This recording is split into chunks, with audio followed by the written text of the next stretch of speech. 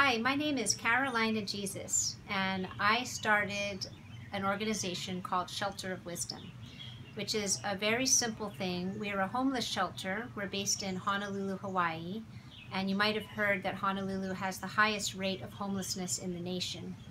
Much of that is because if you're homeless in Hawaii, at least you won't freeze to death at night, which is a reality in most of the other states.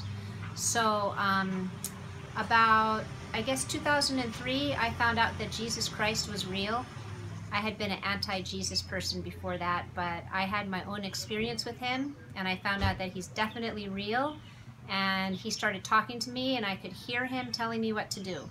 And he wanted to go get these homeless people, especially the ones that had very severe mental illness, the ones that were eating out of the garbage, the ones that you couldn't really talk to them because they were incoherent.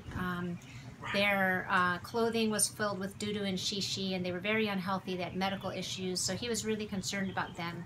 So he started sending me to go get them, and he wanted me to bring them home.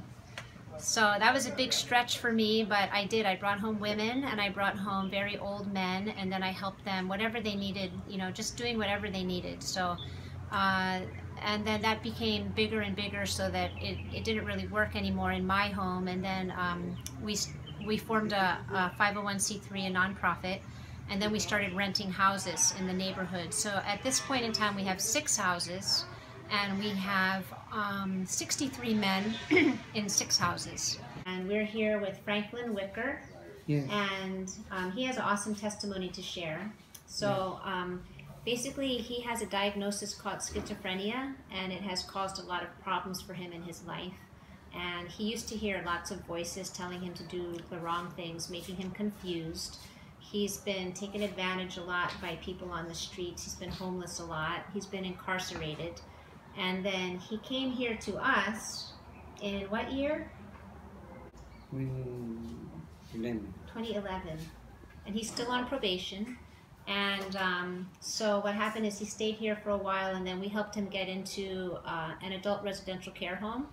And then he got his own room. It was really nice. And we helped him get a TV, and digital TV, the kind that has a little box that it only picks up a few channels in our neighborhood because we're in a mountainous neighborhood.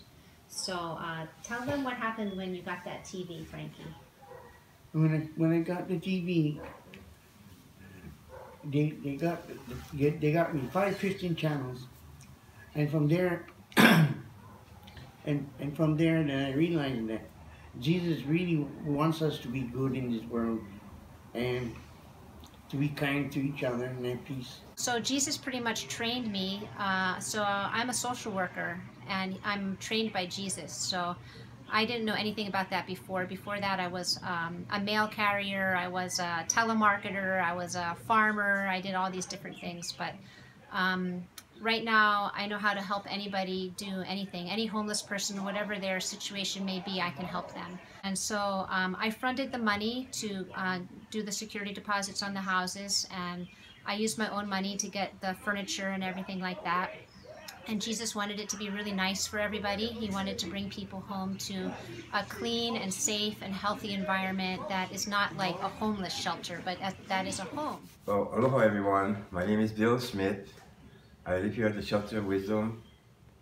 I moved here in September, so I've been here like 6 months now. I like it here. It's really nice, the place is clean. The shelter fee is reasonable. I've been saving up money to transition to my real place soon.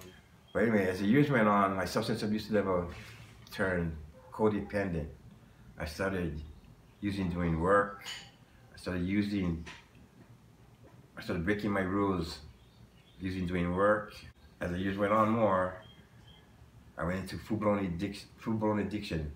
I got homeless, I became homeless. I lost all my things. I lived under a bridge. I've been living under the bridge for 5 years. The drug activity under that bridge was so much that my substance abuse level turned chronic. One day I had enough. I prayed to God, I asked Him for help. So we don't have any funding from the government. We never did, and we probably won't. And We have a little bit of donations, like one lady gives $25 a month, one lady gives $50 a month. We have one business that gives $250 a month. And we just have a little bit like that. We haven't really tried to get any funding before, but we do have a need for funding because what we do is expensive. You know, the rents are expensive, the electric bill, the water bill. We operate a car for each property. And the awesome thing that we do is the Lord's goal for these men is that they would never be homeless again. So when they come into our place, we get them whatever kind of benefits they're eligible for. If they're working, you know, we help them get rent subsidies that they're eligible for. They're all eligible for some kind of income, and they're all eligible for some kind of housing. So we help them transition from our shelter homes into their own apartments. And we are always getting donations of household furnishings, and we help them find the apartment, and we help them move in, and we help them furnish the apartment. A lot of the obstacles that they have regarding housing is they need to have a first month security deposit or a first month rent. So a lot of them, that's fairly impossible for them to get, and some of them, they can't get the rent subsidy or the you know, the government assistance for those programs. Some of them aren't eligible for those either. So that's where our money comes in, is we need to use our own money to help them, just, you know, front that money for them for their security deposit or their prorated first month rent. And after that, the next month when their income comes in, their rent is adjusted to their income. So it's just the getting in part that they really struggle with, getting all the furnishings and things. And even though we get all the donations, they still sometimes need to buy things. So that's where we usually buy it for them because they don't have enough money. And then the other thing that we need money for is, in our state, the medical insurance is pretty good, but it does not cover dental. And most of our men have dental problems, serious ones. Some of them have no teeth at all. And our dental insurance over here in our state only pays to pull out your teeth. So if you need a root canal or you need some other kind of procedure, they're just going to pull it out. They're not going to fix it. So a lot of our men, they have no teeth. And the medical insurance doesn't pay for dentures either. But there are some dentists here that will work with a payment plan. So part of what we would like to do with this money is to help people get dentures and, you know, they would have to pay some money too. It wouldn't be just free, but at least we could help them as far as subsidizing that. The awesome thing that I would like to say about Shelter of Wisdom is that it's so wonderful to see how Jesus changes people's lives, and how he takes people that have been drug addicted, that have mental illness, that they've been incarcerated, they've had so many different diseases, and, you know, they've been hit by cars, and all kinds of things have happened to them, terrible things, and they're pretty much just discouraged. A lot of them have already tried to commit suicide. Luckily it didn't work, but, you know, they've been pretty much hopeless for many, many years, and it's so wonderful to see them come here and to discover, like I did, that Jesus is real. And this is Reginald Apo. Yes. But he's a very excellent motorcycle rider and a good mechanic, and he was riding a motorcycle and he got hit by a car, and his brains actually came out on the road and he was dead. And he was brought over to Straub Hospital. I guess, you know, his heart was still beating, but he was brain dead. And he was in Straub Hospital in Honolulu for about 377 days on life support. And about, you know, right at that time, he came back conscious again. But he was 9 years in the state hospital here in Hawaii, recovering, learning how to walk and talk and everything again. So he's very much endured many things. He's been through a lot. And Reginald, what was that like when you were in heaven? You saw the gates. What was the gates like? Well, first of all, what had happened is that when my spirit had left my body in the hospital, and I saw my body was a wreck, and with all the tubes coming out of your head. Yeah, the tubes, and you know. And you broke your back. Yeah, I hurt my back, my arm, and this side of the head was cracked open. And as I seen all that going up, you know, each time I was rising, going up. And then when I started hitting the middle part of towards heaven, then I had to walk the steps. The steps you walk up to Before the gates. before the gates. And when I entered, this voice told me to start headed to the right. He didn't have any background on Christianity. He didn't have any knowledge of the Bible.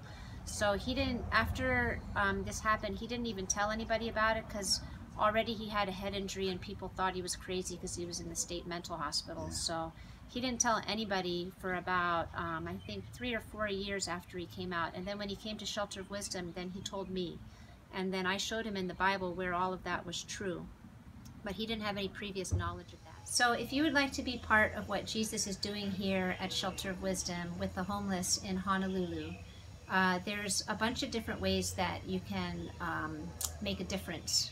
The first one would be to donate money to help subsidize somebody's shelter fee, because some of these guys only get general assistance from the state of Hawaii. It's only $358. So if you donated, and they have to pay a shelter fee here because that is how we collect that money, and then we use that money to pay the rent on the houses and to pay the utilities and our operating expenses. Oh yeah, I should tell you also that we're all volunteers. There's no paid staff, there's no payroll.